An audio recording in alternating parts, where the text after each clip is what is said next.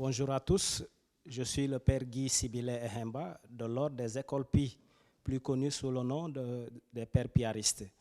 Je suis dans la communauté Cœur Dorothée de Samsam et nous sommes dans le secteur de la paroisse Notre-Dame de la Paix de Diamaguène.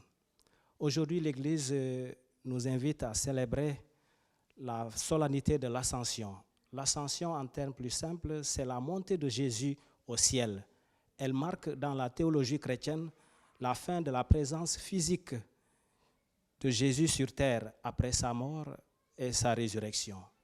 Nous savons que juste après la résurrection, le Seigneur est resté sur terre pendant 40 jours, temps pendant lequel il est apparu à ses disciples, il a eu à s'entretenir avec eux plusieurs fois.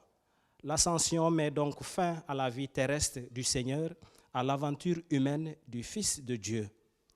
Elle symbolise en ce sens un nouveau mode de présence du Christ, à la fois tout intérieur, universel et hors du temps.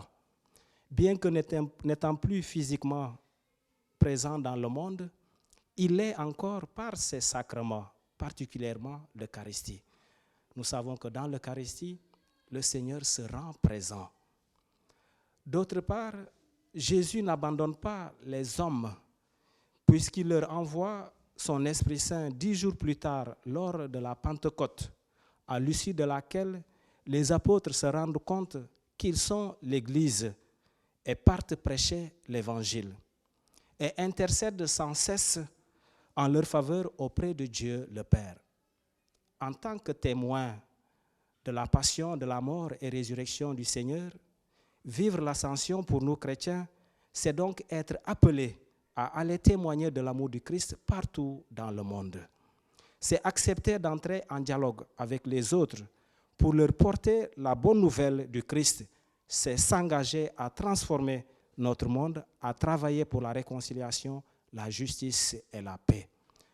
Depuis l'ascension, le Christ n'est plus visible à nos yeux, mais le monde doit pouvoir contempler son visage à travers nous, entendre son message à travers nos paroles et nos vies.